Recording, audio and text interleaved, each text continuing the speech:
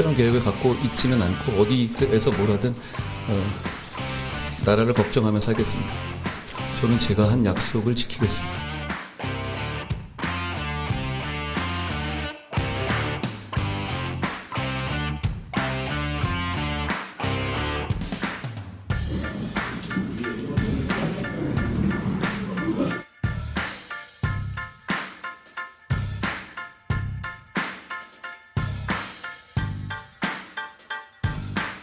아까는 더울 때는 비가 안 와서. 네, 맞아요.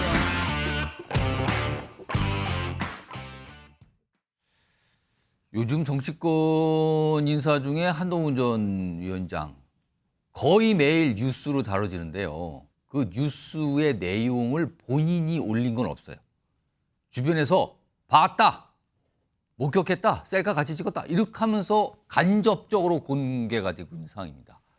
한동훈 전 위원장 모습 전해드렸는데 어제는 또 원희룡 전 장관 만났다는 내용 때문에 또 화제가 되고 있는 상황이죠. 하나씩 좀 짚어보겠습니다. 우선 좀 사진 좀 보시죠. 한동훈 이번엔 도서관 목격답니다. 그제입니다. 서울에 있는 양재 도서관인데요. 책을 보러 갔다는 거예요. 저렇게 앉아서 책 보는 모습을 도서관에 가신 분들이 한동훈 전 위원장을 몰라보겠습니까? 그러니까 사진 찍고 아까 셀카 찍고 이런 모습 영상까지 찍어서 이게 막 올리시는 분들 많은데 일단 특징을 보시면요. SF 소설을 읽는 걸로 알려졌대요. 종의 기원담. 그리고 총선 떼시는 운동화. 이런 것도 이 사진 찍으신 분들이 구별을 하시는군요. 저 신발 그때 봤다. 그리고 골전도 이어폰. 그리고 특히 이제 고양이 티셔츠 굉장히 화제되는데 이런 모습이 계속 나오고 있습니다. 자, 이와 관련해서요. 도서관에서 책을 봤다. 있을 수 있는 일입니다. 그러나 한동훈 전 위원장 세간의 이목이 집중되는 상황이기 때문에 웬만하면 집에서 책을 사다가 보거나 다르게 볼 수 있는데 굳이 도서관을 왜 갔을까? 이런 거에 대해서 뭔가 생각을 하고 말씀하신 분이 있네요. 들어보겠습니다. 저도 책 봐요. 근데 집에서 보죠. 도서관을 왜 갑니까? 한동훈 장관이 아주 양재 도서관에서 저게 사실은 오픈된 데 아닙니까? 거기에 가서 책을 봤다는 건 책을 본다는 그런 의미도 있지만 책을 보는 걸 보여주고 싶은 또 하나의 의도하지 않은 의도도 있었다. 저는 그렇게 판단을 합니다. 자, 김지호 민주당 부대변인 나와 계신데요. 왜 굳이 사람이 많이 모이는 도서관에 가서 책을 읽었나? 그러니까 보통 분들이 도서관 가서 책 보면 당연하다고 그러잖아요. 근데 한동훈 전 위원장이기 때문에 도서관에서 장시간 걸쳐 책을 보는 모습이 공개가 됐다. 이거 왜 이런 모습을 보였다고 보세요? 저는 한동훈 위원장이 정말 나는 정치하고 싶다. 이거를 정말 정치 행보를 하고 어떤 기자들 백볼도 하고 싶고 행사도 가고 싶은데 총선에서 패배한 지가 그것도 너무나 큰 패배를 한 지가 한 달뿐이 안 되다 보니까 바로 정치 행보를 재개할 수는 없고 그런데 뭔가 좀 노출은 해야겠고 그러다 보니 정말 매주 다른 아이템으로 정말 그 아이디어를 짜내서 정치 행보를 하고 있는 게 아닌가. 지금까지 보면은 거리에서 자택 인근 거리를 지나가는 모습이 처음에 나왔고요. 그리고 한 식당을 방문해서 식사를 하고 그 사장님과 사진 찍은 게 또 공개가 됐고 이번엔 도서관 이렇게 이어지고 있거든요 지금. 아니 그러니까 같은 아이템이 하나도 없습니다.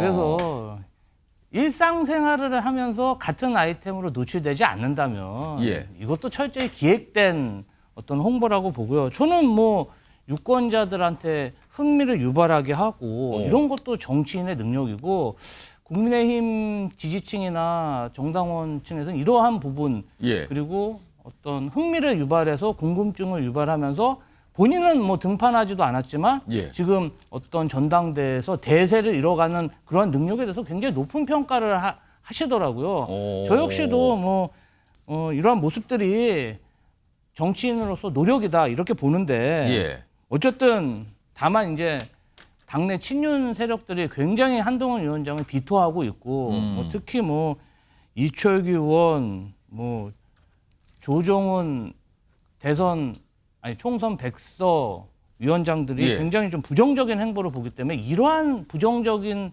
어떠한 압력들을 어떻게 극복할 것인가 이게 굉장히 큰 문제라고 봅니다.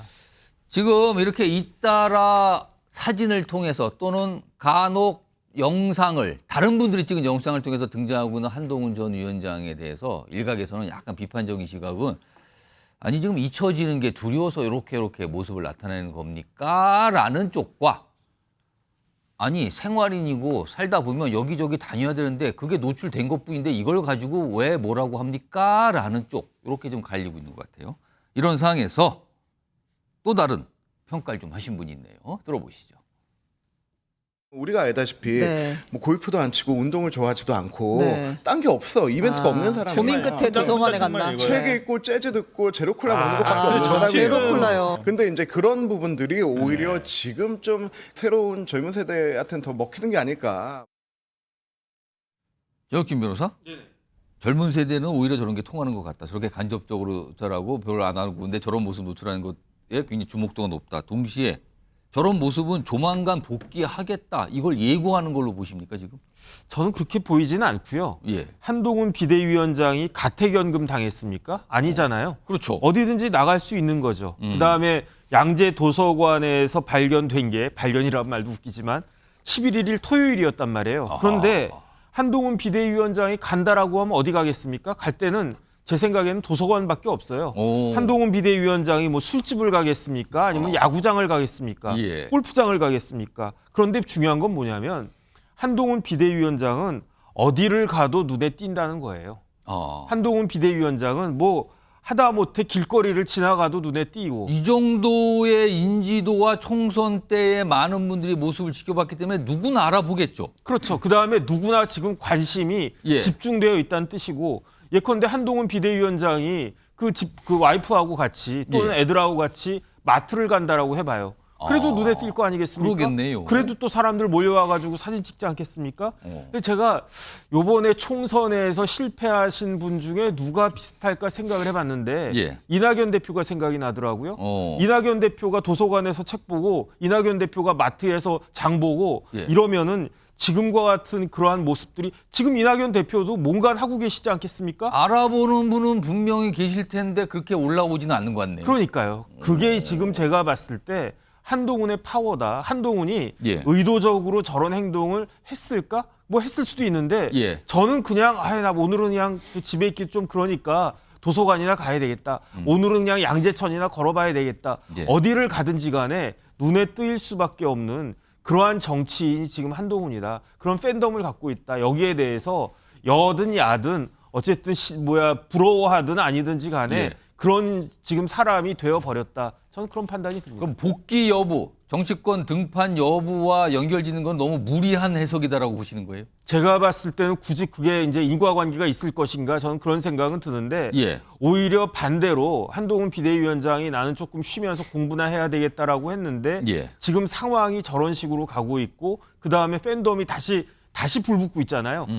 제 생각에는 한동훈 비대위원장이 총선 그 기간에는 사람들을 어마어마한 군중들을 몰고 다녔단 말이에요. 예. 그러다가 총선에서 패배한 직후에는 한동훈에 대한 관심이 싹 꺼지고 있었어요. 예. 그 꺼지고 있었는데 그 관심에다가 다시 불을 붙여주는 사람이 누구냐. 제가 봤을 때 홍준표, 심평 이런 분들이 자꾸 그냥 잊혀져야 되는 그 한동훈에 대해서 예. 더 그거 하게 되고 그다음에 대통령이 뭐 이제 그 영수회담 하면서 함성득 교수 같은 사람들이 또 이상한 말 하니까 그러면 또 보수는 누가 지켜야 되나 이런 생각들을 할 수밖에 없는 그러한 상황으로 지금 한동훈이 몰려가고 있다. 저는 오히려 의도보다도 예. 상황이 이렇게 되는 것이 아닌가 싶습니다. 자, 본인은 별다른 의도를 갖지 않은 것 같은데 정치적 상황이 자꾸만 뭔가를 요구하는 것 같다. 이 정혁진 변호사의 말씀은 이렇게 정리가 가능할 것 같은데요. 그 상황과 연계된 모습이 있습니다. 화면에 있습니다. 일단 왼쪽에 보시면요. 위두훈이 한동훈 전 위원장 팬카페죠. 6만 명입니다. 회원수가. 총선 끝난 뒤에 4만 명 돌파한 게 2배나 늘었다는데 또 짧은 기간 한 일주일여 만에 다시 또 늘어서 6만이 넘어갔어요. 이 정도 증가세라면 조만간 10만까지 가는 거 아니냐 이런 얘기까지 지금 정치권 나오는데 일단 회원수 6만 돌파입니다. 간단하지 않은 숫자가 나왔습니다. 자, 그리고요. 도서관을 찾았을 때 한동훈 전 위원장이 저 점퍼 안에 티셔츠 하나를 입었어요. 근데 그 티셔츠에 무슨 고양이가 등장하고 고양이가 뭐 책을 보는 뭐 이런 게 인쇄돼 있는 티셔츠라는데 이 티셔츠가 또 알려지면서 판매 급증, 주문이 급증하면서 배송이 잘 안 되고 있답니다. 너무 많이 저거를 좀 갖겠다고 하는 분들이 많이 생겨서요. 이 정도의 반응이 있다고 그럽니다.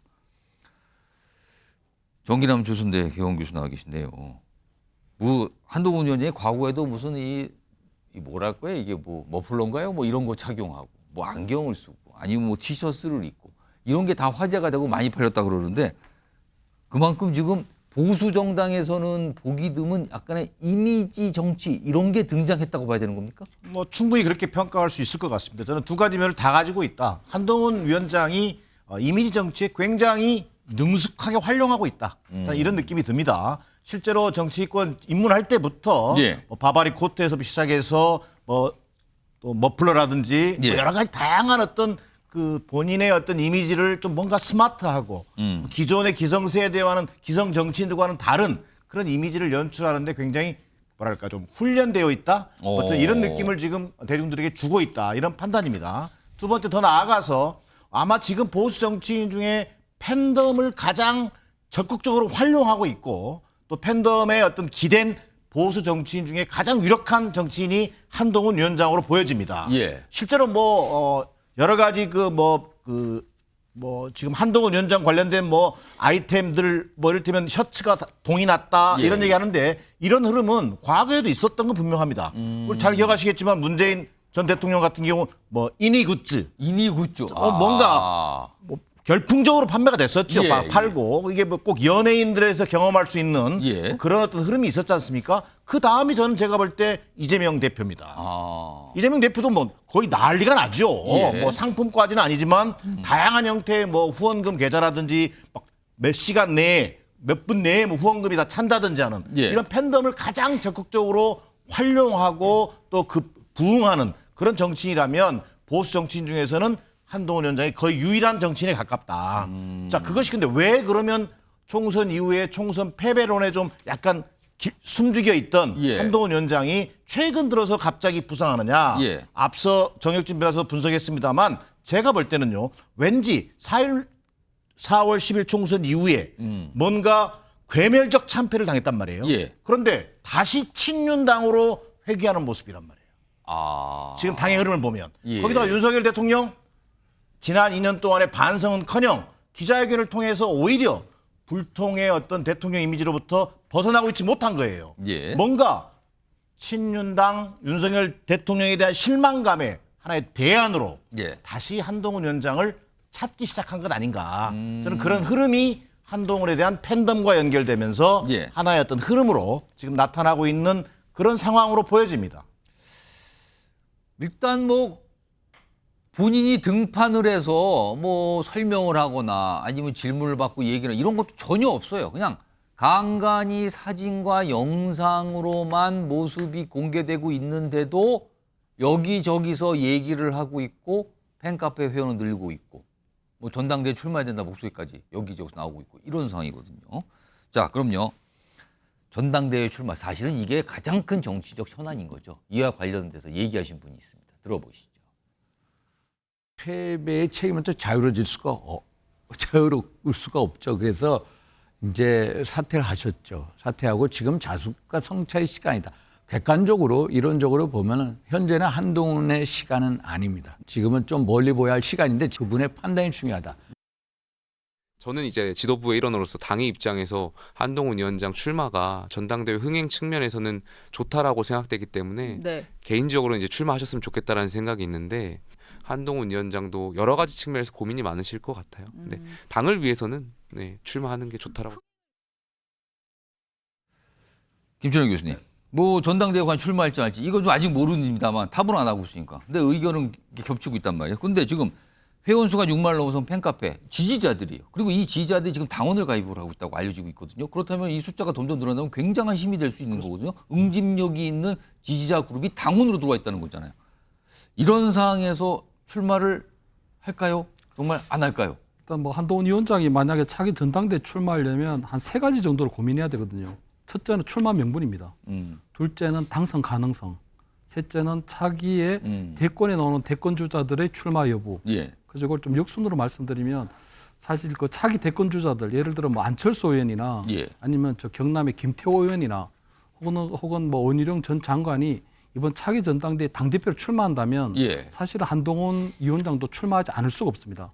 왜냐하면 어쨌든 뭐 집권당의 현역 당대표라는 그 프리미엄이 예. 어마어마하거든요. 사실 뭐 다음에 차기 대권 주자에 넣으려면 물론 1년 6개월 전에 사퇴해야 되기 때문에 한 예. 1년여 임기밖에는 되지 않지만 예. 그래도 현재 집권당의 당대표란 프리미엄이 워낙 크기 때문에 만약에 차기 대권 주자들이 아마 당대표 출마한다면 한동훈 위원장도 출마할 수밖에 없다. 이거 첫째고요. 두 번째 당선 가능성인데 지금 전대룰이 보면 당신 100%로 돼 있거든요. 예. 근데 당신 100%로 되든 또는 민심이 뭐 30%든 50%든 조금 변경이 되더라도 일단 한동훈 위원장한테는 상당히 유리합니다. 왜냐하면 지난 총선에 전국 선거를 다 250 뭐 세 군데를 다 돌면서 사실은 후보자들하고 나름대로 굉장히 좀 많이 도우면서 어쨌든 한동훈 위원장이 총선에서는 졌지만 그래도 예. 한동훈 위원장에 대한 조금 끈끈한 그런 고마움의 관계가 좀 남아 있거든요. 그렇기 때문에 당선 가능성 상당히 높은데 문제가 뭐냐면 출마에 대한 명분이거든요. 그런 총선에서 패배해서 예. 물러났는데 과연 당대표로 또 나오는 것이 맞느냐. 그렇게 되면 이재명 대표가 대선에서 지고 당대표 나온 거랑 뭐가 다르냐. 그런 얘기가 계속적으로 비판이 나올 수밖에 없거든요. 그래서 아마 그래서 한동훈 위원장 입장에서 볼 때는 지금은 계속적으로 가벼운 어떤 정치 행보들에 관련된 기사들을 예. 계속적으로 어떻게 생산해내면서 어쨌든 한동훈 위원장이라는 그 기사를 계속적으로 지금 유통을 시키고 있는 것 같거든요. 예. 여의도권에. 그러다 보면 아무리 언론에서도 그렇고 한동훈이 뭐 전당대회에 나올까 나오지 않을까 이것만으로도 그냥 계속적으로 기사화가 되고 있기 때문에 예. 아마 계속적으로 그런 여론을 떠보는 것 같고요. 결국은 출마 명분은 한동훈 위원장이 제일 좋아하는 단어 그 시민이 불러낸 국민의힘의 당대표 한동훈. 그러니까 시민이 불러냈다는 그 명분이 만들어질 때까지는 예. 계속적으로 저런 가벼운 하지만 어떤 뭐 대중의 관심에서부터 멀어지지 않는 예. 저런 정치 행보를 계속할 가능성이 높다 이렇게 보입니다. 이런 주목도가 높아진 상황에서 어제입니다. 한동훈 전 위원장이 원희룡 전 장관을 만났다는 겁니다. 화면 보시죠. 자, 만남이 있었다는데요. 두 인물의 공통점을 보게 되면은요. 일단 한동훈 전 위원장은 총선을 이끌었지만 패배했고요. 원희룡 전 장관은 이재명 대표의 지역구 출마했지만 낙선한 거잖아요. 일단 뭐 그런 공통점인데 어제 지금 보도가 나오고 있어요. 요즘에 서울 모처에서 만나 만찬을 가졌다는 거예요. 지금 시점이 간단하지 않은데 두 인물이 만났다. 그리고 전당대회를 포함해 당 상황을 논의했다는 겁니다. 한동훈 전 위원장 정치인을 만난 건 이게 처음이 아닌가 지금. 그동안은요 사실 뭐 당 사무처 직원들 도움을 줬던 분들 그다음에 전 비대위원들 같이 했던 분들 이런 분들 위주로 만났고요. 그리고 간혹 외출을 하면서 등장하는 모습 정도였는데 원희룡 전 장관을 만나서 당 상황을 논의했다는 겁니다. 정기란 교수님. 원 장관을 만나서 당 상황을 논의했다. 이거 일단 무슨 내용인지는 알려지지 않지만 간단해 보이지는 않습니다. 지금요. 뭐 그렇습니다. 뭐 우리가 두 분만의 만남이었기 때문에 예측하기는 쉽지 않습니다만 저는 낮은 단계에서 본다면 예. 우선 첫 번째는 지난 총선 때 한동훈 전 위원장이 정말 전폭적인 지원 유세를 했거든요. 예. 그런 부분에 대한 원희룡 위원장 전 장관의 감사 인사, 일단 고마움 이런 것들을 피력하는 그런 차원이 하나 있었을 것이다. 두 번째 더 나아가서는 당연히 지금 전대를 앞두고 예. 비대위가 출범한 상황입니다. 그 속에서 또 윤석열 대통령 집권 3년 차 접어들면서 뭔가 이 국정 운영의 변화가 있겠느냐 또는 뭐 여전히 또 불통 정권으로 가느냐 예. 이런 논란이 있는 상황 속에서 지금의 이 비대위를 중심으로 꾸려지는 당내 상황 예. 또 6말 7초에서 또 좀 더 여유를 갖고 전대를 룰과 시기를 결정하겠다는 비대위의 어떤 결정 예. 여러 가지 상황들이 하나의 그 논의의 거리가 됐을 수는 있다고 보여집니다. 그러나 근본적으로 저는 아마도 한동훈 전 위원장과 소위 이른바 이 원희룡 전 장관 간의 탐색전으로 보여집니다. 탐색전이요? 탐색전이라는 게 뭐냐면 결국은 한동훈 위원장이 전대 출마라고 하는 패를 과연 생각하고 있는 것인지 아, 원희룡 전 장관은 그게 궁금하다. 그게 궁금할 가능성이 높아 보입니다. 그리고 실제로 원희룡 전 위원장이 한동훈 위원장과 가깝다고는 합니다만 예. 지금까지 원희룡 위원장이 윤석열 정부 출범 이후에 보여진 모습은 윤석열 전 대통령, 현 대통령과 김건희 여사의 거의 호위무사 역할을 해왔던 사실을 우리가 주목할 필요가 있습니다. 언젠가부터 친윤 색깔이 짙다라고 평가를 받고 있죠. 그렇습니다. 그렇다고 한다면 과연 한동훈 위원장과의 어떤 친분을 앞세워서 예.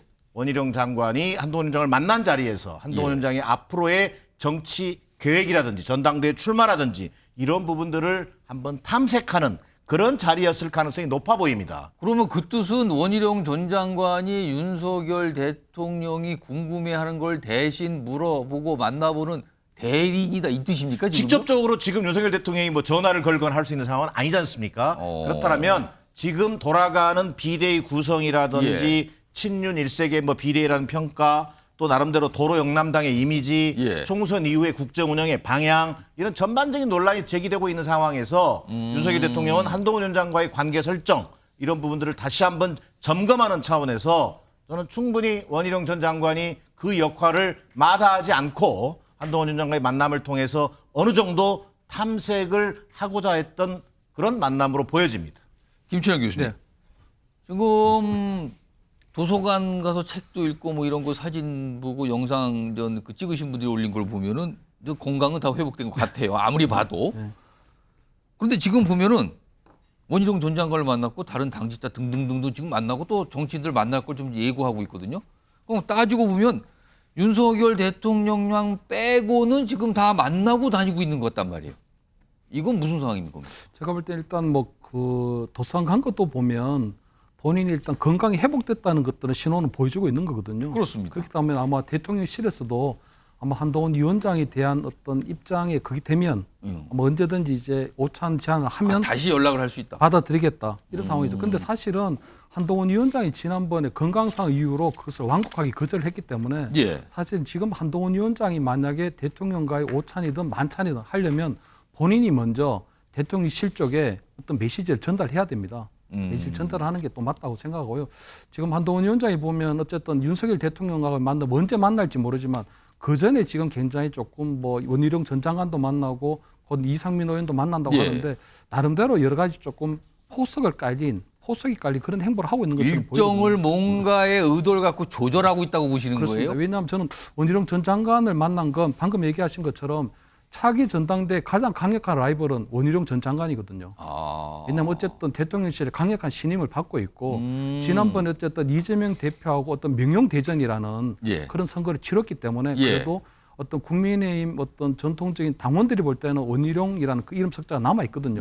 그렇기 때문에 아마 원희룡 전 장관이 출마한다면 어떻게 할까 하는 그런 부분들을 아마 타진할 것 같은데. 그러면은 두 인물이 어제 만나서 저녁을 같이 하면서 서로를 한번 탐색해봤다 그 자리라고 보시는 절대로 거예요? 가벼운 자리가 될 수 없는 게요. 만약에 가벼운 자리였다면 저기에는 반드시 동석해야 되는 사람이 하나 있습니다. 이천수 선수. 이천수. 그렇습니다. 왜냐하면 원희룡 장관은 그러네요. 한산단에 또 도와줬죠. 그렇죠. 그러면 아마 저 굉장히 가벼운 자리고 선거 때 격려 상황이었으면 이천수 선수도 저 자리에 왔어야 되죠. 사실 총선 때 개항을 해서 한동훈 전 위원장이 방문해서 원희룡, 이천수 다 같이 식사하는 장면이 있었거든요, 당시에. 만약에 선거에 대한 어떤 여러 가지 그런 격려 부분이었으면 이천수 선수가 저 자리에 있었을 텐데. 선거 끝난 거에 대한 어떤 고마움, 아쉬움 뭐 이런 걸 논의하는 자리면 저렇게 만났을 것이다, 셋이 다시. 그렇게 가벼운 자리는 아니었을 것이다. 그러면 아마 지난 총선 때 어쨌든 원희룡 전 장관하고 의기투합해서 명령대전을 치렀기 때문에 그 부분하고 두 번째는 최근에 비선 논란이 벌어졌습니다. 함성덕 교수에 의해서. 그렇습니다. 거기 보면은 앞으로 이재명 대표에 대해서 불편한 사람을 기용하지 않겠다. 그게 지금 원희룡 전 장관으로 지목이 됐잖아요. 그렇기 때문에 아마 한동훈 위원장이 굉장히 좀 뭐라거나 영리하거나 아니면 전략적으로 접근했다면 아마 그 논란이 벌어지고 난 다음에 지금 원장관을 만난 거거든요. 그렇기 때문에 아마 세 가지 방금 얘기하신 것처럼 차기 전당대회 가장 강력한 라이벌인 이 원희룡 전 장관의 생각이 뭘까? 두 번째는 어떤 비선 논란과 관련된 여러 가지 대통령실하고의 앞으로의 관계 설정에 대한 부분 이런 것들도 굉장히 정교하게 좀 고민하고 만나지 않았을까 이렇게는 보입니다. 김철원 교수님 분석대로라면 뭐 등판은 시간 문제거군요. 마음을 먹고 이것저것 따져보면서 하나씩 포석을 놓고 있다. 이렇게 되는 건데요, 지금요. 이런 상황에서요. 최근에 국민의힘 비상대책위원회가 만들어지고 비대위원들이 정해졌죠. 오늘 최종 확정이 된 건데요. 몇 면들을 좀 볼까요? 여기에도 정치권에서 여러 가지 시각을 갖고 좀 보고 있는데요. 일단 윤석열 대통령이 이 여당의 비대위원장 이하, 비대위원 등등과 만찬 예정인데 일단 비대위원장 황우여 됐죠. 근데 비대위원을 여기 이제 이 주말 동안 이제 나와서 많이 알려졌는데 유상범 의원, 전주의 엄태용, 김용태 이렇게 딱 보고 밑에 정책위장 정정식, 그다음에 사무총장 성일정, 원내 수석 부대표 배준현 전반적으로 보면은요 친윤 인사들이 많이 들어갔다. 그리고 김용태 당선인은 친윤이 아닌 걸로 꼽히지만 비윤 색깔 자체는 옅은 거 아니냐. 당의 자유를 위해서 당선이 됐거든요. 이런 해석에 대해서 친윤 지도부의 구성 아니냐는 평가를 받고 있거든요. 그리고요 이런 상황에서요 좀 추경호 원내대표가 또 원내 인선을 하죠. 여기 이제 의원들 대상으로 인선하는 건데 여기 보시면 원내 수석 대변인으로 친한계로 통하는 장동혁 전 사무총장. 직전 사무총장이었거든요. 근데 수석 대변인으로 갔습니다. 그럼 이거는 어떻게 된 거예요? 이게 승진입니까? 이게 아닙니까? 아무튼 친한계 인사를 원내 수석 대변인으로 추경호 원내대표가 임명했다. 이런 내용까지 알려주고 있습니다. 자, 그럼 이 비대위 몇 명과 관련해서 얘기를 하신 분들이 있어요. 들어보겠습니다.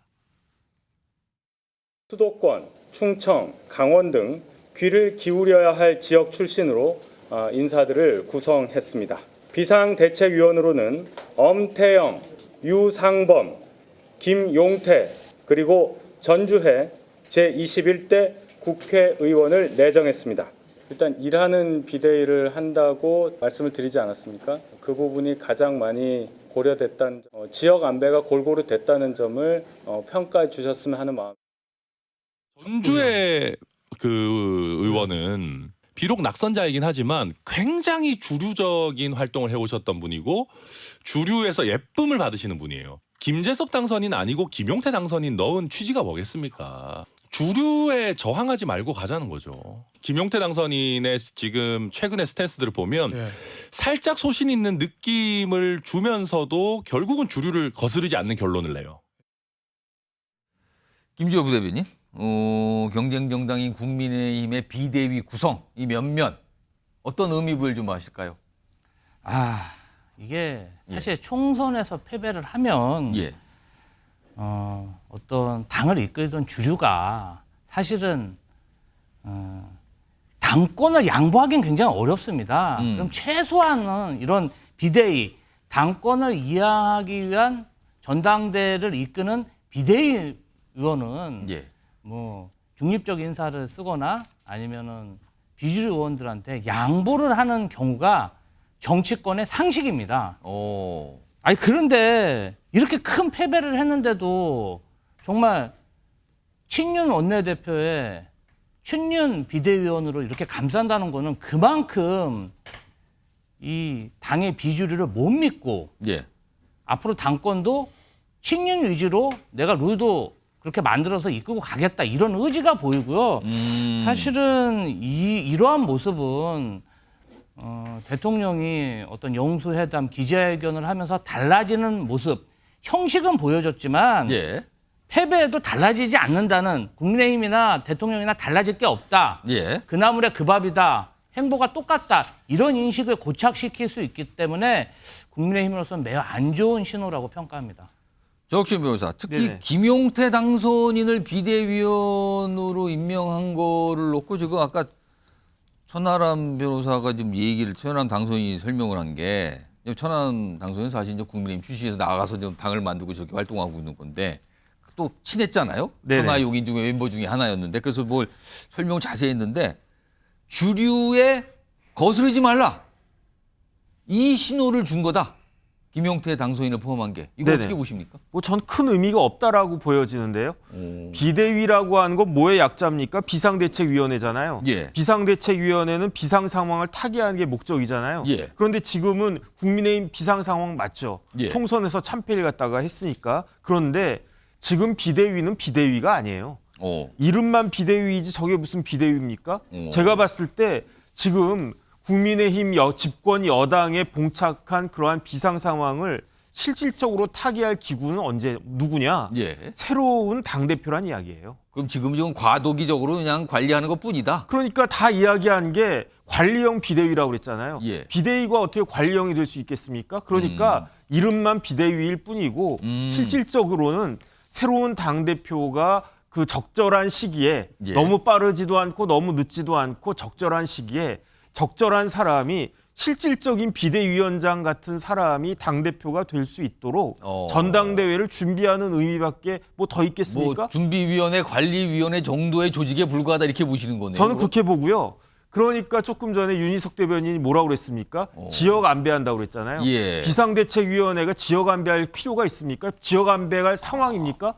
지역 안배 같은 거 할 게 아니고 예. 지금 당장 눈앞에 있는 비상 상황을 없애기 위해서 예. 그런 의미에서 진정한 비대위는 한동훈 비대위원회는 진정한 비대위였지만 황우여 비대위는 그러한 역할을 기대하지도 않고 그런 역할을 해도 사실은 좀 문제가 있는 그렇기 때문에 그 뭐 7월이 될지 8월이 될지 모르겠지만 그때 전당대회를 잘 열어서 예. 어떻게 흥행을 해서 새로운 당대표가 지금의 비상 상황을 잘 그 타개할 수 있게끔 서포트하느냐 그 정도 의미밖에 없는 건데 거기에 뭐 김용태가 들어갔든 뭐 김재섭이 들어갔든 무슨 의미가 있나 저는 그런 생각이 듭니다.